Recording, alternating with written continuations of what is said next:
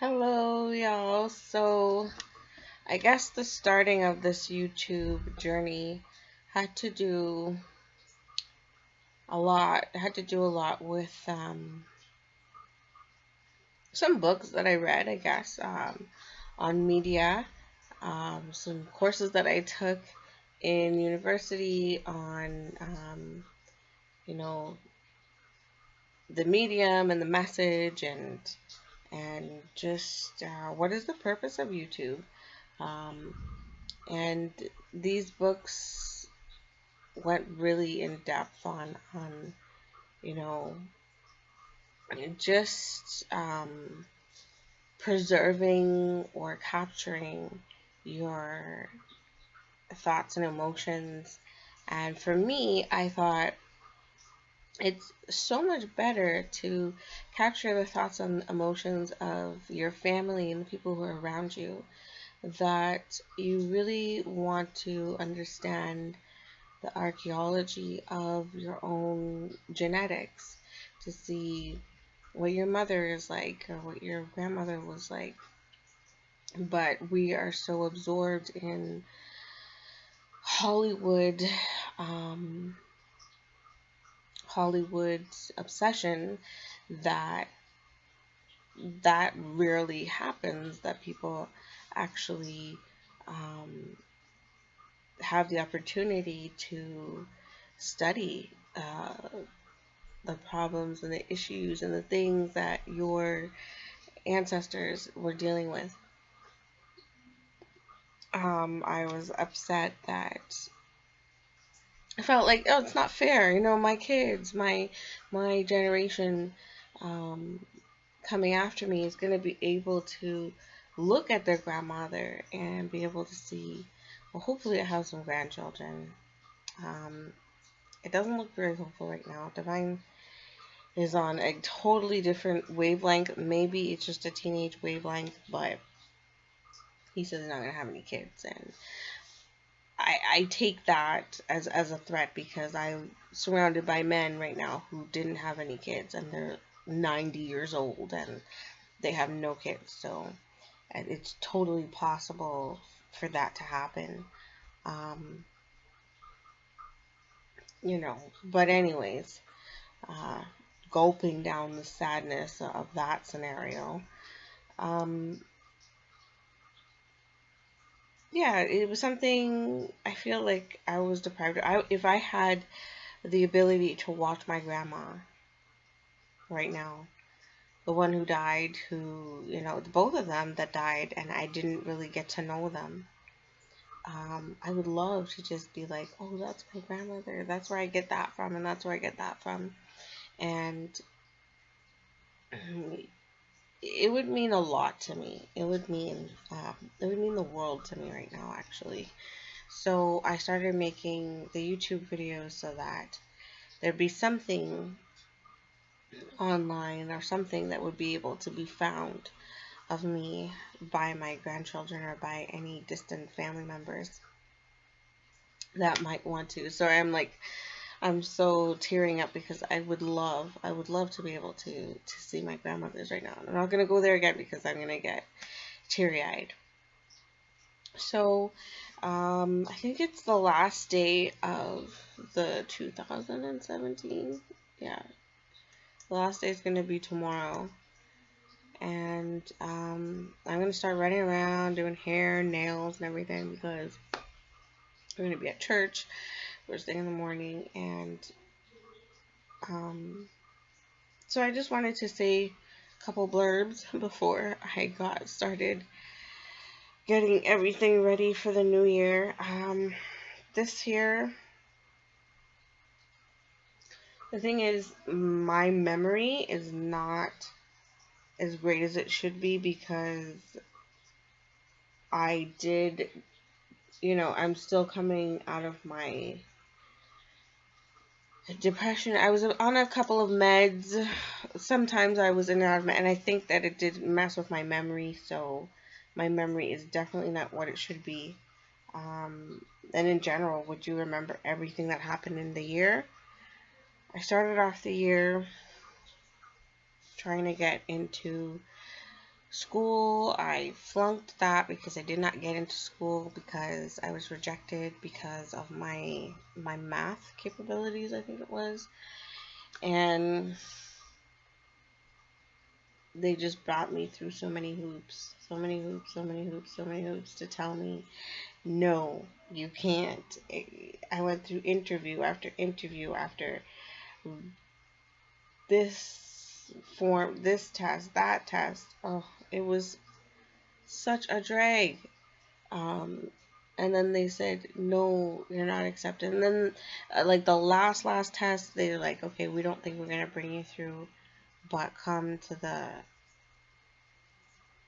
very last thing. And I knew at that point I should just give up because this is consuming a lot of my time.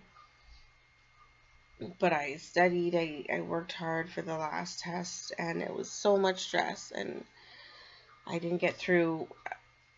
Did I put forth 100%? No, because I was working at the restaurant, and, you know, Chandra was just pushing me every day. She wanted me to be in. She was causing me so much stress that I didn't get to focus and do the research that I wanted to do in order to get that would have pushed me over the edge to be able to get into the course. And so I missed out because my research was haphazard because I was busy working at the restaurant for nothing, basically. And it was one of the biggest mistakes of my life because I would have been close to my grandfather. I just reunited with my grandfather. It means I would have been going to school right next door to my grandfather, and I would have been able to see him. And after that happened, I just gave my resignation to her. I said, next week or the week after, I am quitting. And I think that had to happen too because God did not want me working in a bar regardless. I wanted to learn the skills that she has. She runs a business and she has some serious kahunas, and I need to definitely grow my own pair. But that costed me. That costed me so much just to go around with that woman. And I seriously needed to learn how to put up some boundaries and just say no, but yeah, she was consuming my life, and I didn't want to start putting things on her and get like resentful of her. So I said, let me pull out now because I've already missed out on a huge school opportunity because you're guilt tripping me here, and if that ever blows up in your face, that and I get angry about that, it could be explosive. So yeah, I just pulled out of that. Um, then Jordan Peterson, I think it was this year, the Jordan Peterson stuff happened, and nobody may believe me or even care, but he did the biblical series after I had a fight with him. I was fighting with him online about something, and I brought up the Bible because I was literally with my Bible studying right beside Divine, the book of Ruth. And I brought that up to him. And then after he announced that he was going to do his biblical series, like I think it was not even 3 days after, a week after. So and I know it inspired him to do that because I'm pretty sure he had a lot of battles with people, but I'm sure people were not bringing up the Bible. Actually, I'm almost 100% sure that I was the only one bringing up the Bible and bringing up the stories of the Bible because he's not even a religious man. So why would anybody even bring up the Bible to him? Anyways, so there was that. And then I tried to get back into UFT and I was brought through the ringer once again. And this registrar, Anna Cott, I'm putting her name out there because this is the second time she has put me through hell. Hell. Hell. Okay? The first time I had to deal with her, she put me in a bunch of courses that were closed. And then I went through a whole period of maybe 4 weeks of being in those classes, but not being in those classes, to find out that I wasn't in those classes, that there wasn't any space. And so I wasted all this time, and then I didn't have enough classes, and it just messed up my entire year so badly. And I spent the entire time just going back and forth. It was just, no, no. And then I'm dealing with her again, and I'm like, I even asked for a different registrar because my favorite registrar, she just left. She retired. So now Anna Cott is the only one there, and she's telling me to do all these things that I don't even want to do. She's like, oh, I want you to get a doctor's note for this and this and this and this, and we're gonna fight for this, and we're gonna cry about this, and get them to give you a petition for this so that you can change this and that. And I really didn't want to do any of those things. For me, it was ridiculous. It's like, why am I gonna fight for this? This doesn't even make any sense. They're gonna look at this and put it in the garbage. Essay after essay after essay, petition after petition, trip back and forth to the doctors. What do you think the answer was? No. Actually, the answer was, this is not compelling. Not compelling. I was just like, okay, I'm not trying to do this of compulsion. You use your reasoning, you use your rationing mind, and see if it makes sense to you that I deserve this time, or I don't deserve this time, or whatever. So I went in, and I went through that battle, and I stepped back because, you know, the university is a place of pain for me right now. And I knew in my heart that this woman was just trying to mess me up so that I do not want to go to the school again. So that's why she kept on sending me back and forth and requesting this stuff. And I just knew, and I don't know, but I didn't want to make enemies. So I just wanted to do what she said. But now I look like a damn idiot. I even feel like writing a letter like, I'm sorry for wasting your time. I really didn't even want to go for these things. I was advised to, but it was just didn't make any sense to me either. So, you know, please excuse the inconvenience. I should write a letter like that. But then I'll be inconveniencing them to ask them to excuse the inconvenience. But at least I apologized. So, anyways, Divine, a big situation this year is Divine has just been messing up in school. I've been getting phone calls from his teachers about, like, what is his problem? He's smart. He understands trigonometry. He understands his stuff, but as soon as he doesn't do his math teacher is calling me.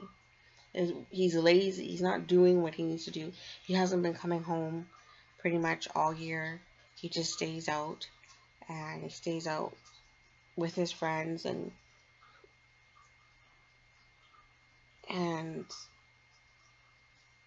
I had to threaten to kick him out.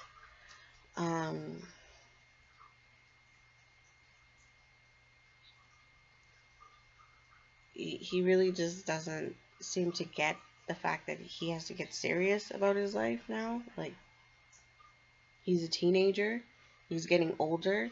He's gonna be that black guy in the bus station asking for money, getting kicked out of the subway, for acting belligerent and begging and smelly if he does not get it together. Like, there doesn't seem to be too many middle roads for Black people. It's like either you're in abject poverty or you are stunningly rich.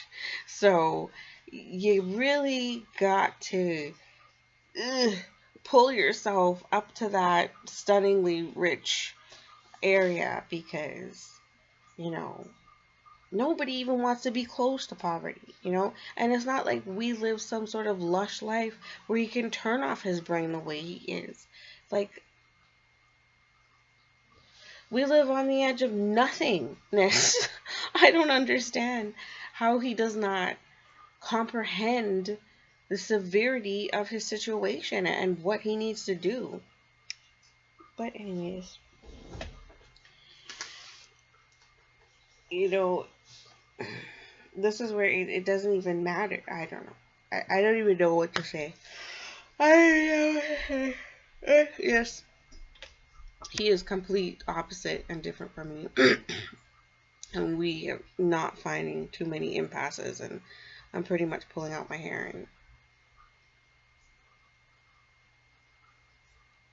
and that's the end of that story. So, I talked to my father a couple times. I talked to some other family members. I won't mention who they are for reasons of privacy. But my father turned out to be an absolute jerk.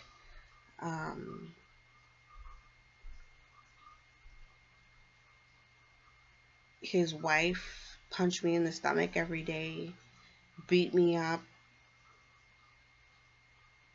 beat my hands with knives, just totally decimated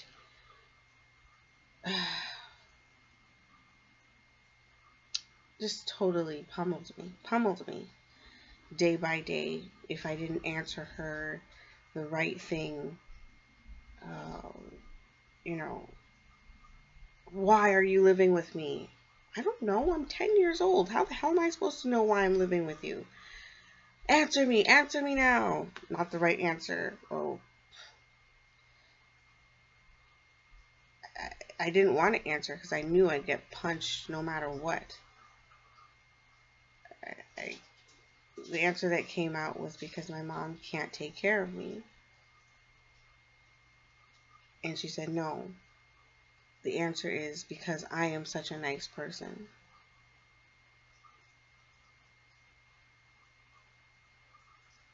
I don't know if you wanted a logical answer or if she wanted me to just kiss her big toe. And, you know, these are the type of things I would get punched in the stomach for. Like, literally boxed to the ground. And then my father, he couldn't take any responsibility for what he knew was happening every day. Even though he cried to me whenever he came home, and she'd be like, beat your daughter. And I had a fat lip, and my mouth, my whole face was fat from where she had gone at me, and scratches all, and, you know, and he could just cry. And I could just look at him like, I don't, like, we are being abused. And that's how I always felt it, because the people who had to watch me getting abused, even my brothers and sisters, were being abused at the same time, I felt. But no, they weren't being abused. Now they're just, you know, they were contributing. Now my father, who's condoning the entire thing and telling me that I'm on my way to hell and I have to answer to God, that is just really contributing, because I didn't even bring up anything until he started nailing into me and telling me that I have to answer to God for being afraid for my life now, that some other different situation. So anyways,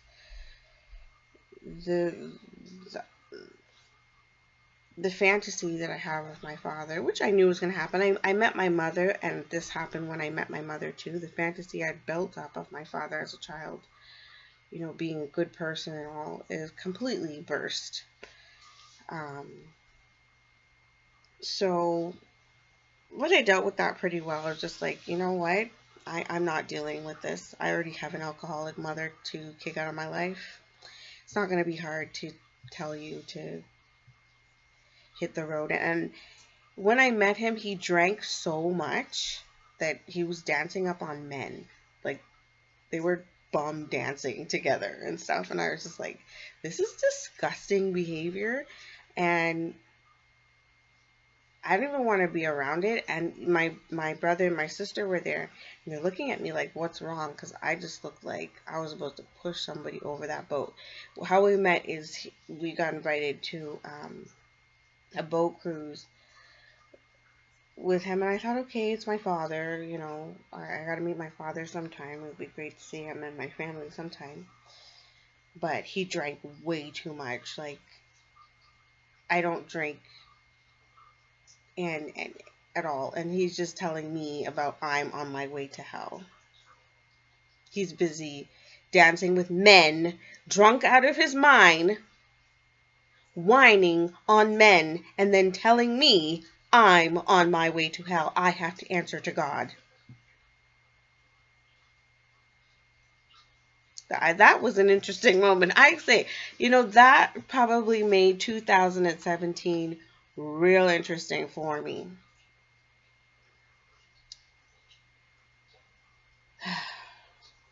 Then what else happened this year? Oof, oof, oof, oof, oof.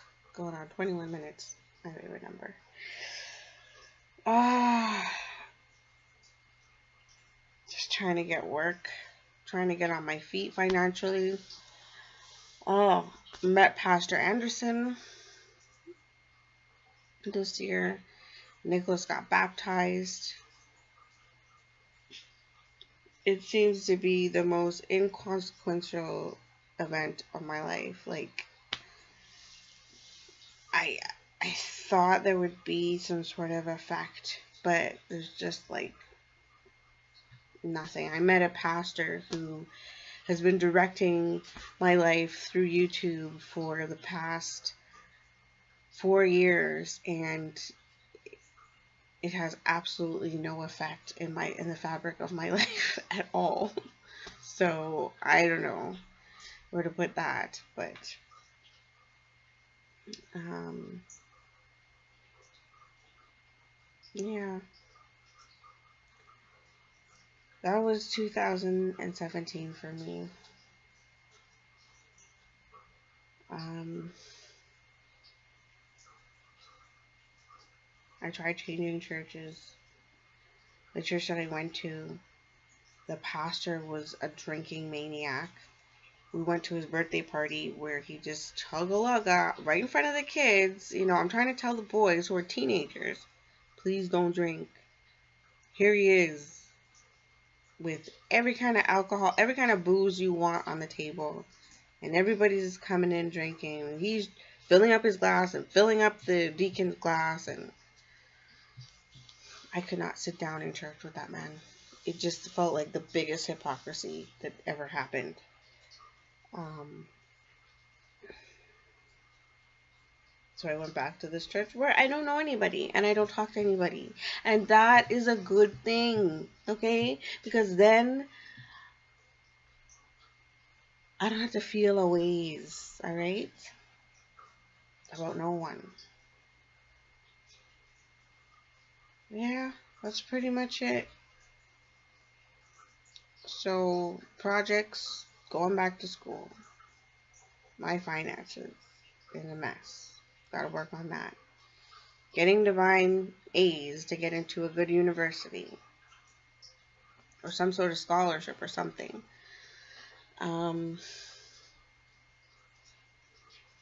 I almost regret not having an IP now, because if he had that, you know, quote unquote, stupid people help in school, I wouldn't have to worry about this right now. And I don't want to have to worry about it because I just have so many other things on my plate. I think I'm going to read some Jewish poetry tonight. I think I will. I need to calm myself down. Yeah, I think that's it. Not too much. Me and my best friend pretty much going steady. Oh, I bumped into Francesca, a girl that I knew from Vancouver, an old friend who knew me back in the days when I wasn't following any kind of Christianity whatsoever. But she's been with me through some very hard times. Very hard times. She is a rock. She is definitely a rock. Is definitely a friend you want to keep like forever.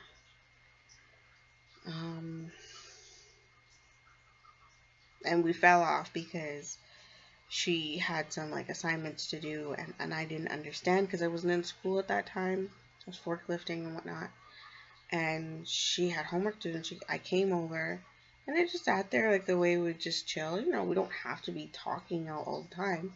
But she's like, "This is what you came over for?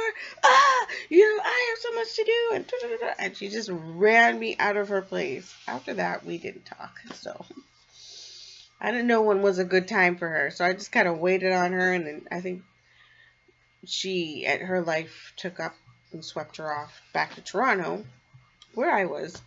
And yeah, as it swept me up too. So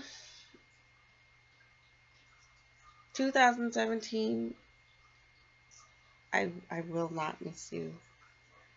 I will not miss you. I found a new pastor though who is very good. Really inspires me.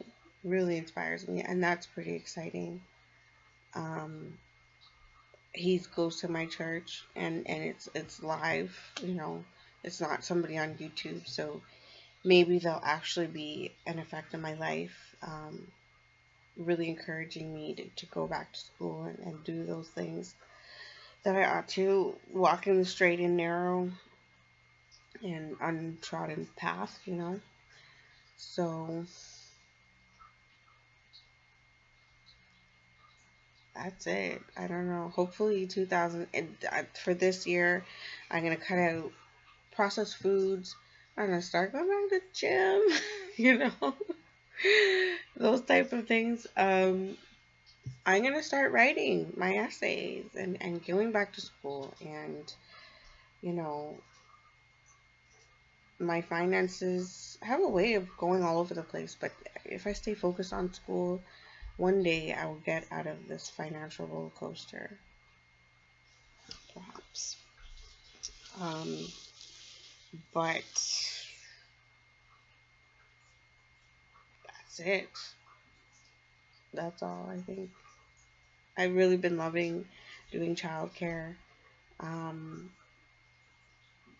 I could use a lot of my psychology and my patience.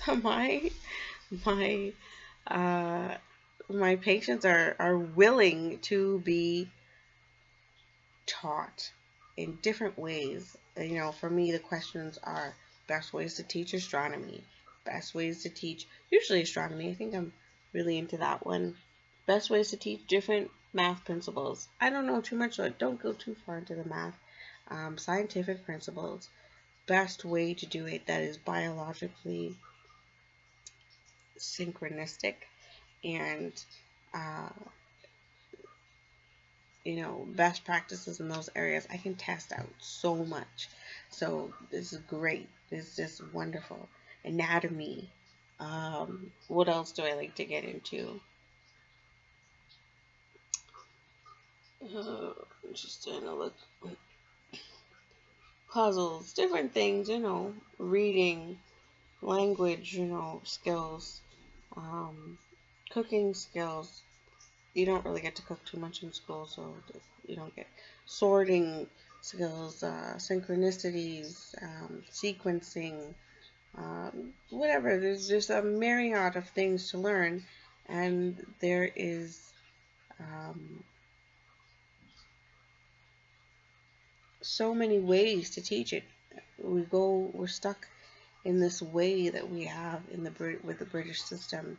Is it the best way? Is it the most natural way? I beg to differ. But anyways, I don't want to take that up with the TDSB as yet, but have yourself a merry little happy New Year's in case I don't get to tape anything. This hair, oh, I'm going to be wearing these earrings for New Year's. That's my little new ticket. But I'm going to be curling this hair and doing nails and doing everything. So I will not look like this for New Year's, but anyways, God bless you in the New Year's. I pray that God will just bring you the moments that make your heart flutter, and not only that make your heart flutter, but that really impact your life. I've been lacking moments in my life that are actually impactful, and I just spent a lot of money. I bought Divine a new pair of shoes today. And the reason why I bought these shoes is because I wanted him to see what it's like to be able to afford expensive things. I remember my experience buying expensive shoes, going down to Eaton Center and buying an expensive pair of shoes for the first time. And just the fact that right now, I've never been able to experience that again. I've never been able to go down to the store to buy myself an expensive pair of shoes. I could never do that again. I could never afford it, you know? So I want Divine to have that experience and be able to say, you know, I want to be able to do this. My mom can't just do this. She can't do this for herself ever again. She's going to have this experience once in her life, and that will be it. I want to be able to have this experience again. And he thinks the answer is not having children. But I know a lot of people who don't have children who cannot afford a $300 pair of shoes. Yes, I spent $300 on a pair of shoes for Divine because $100 like ain't what it used to be, okay? $100 used to buy you a nice pair of shoes.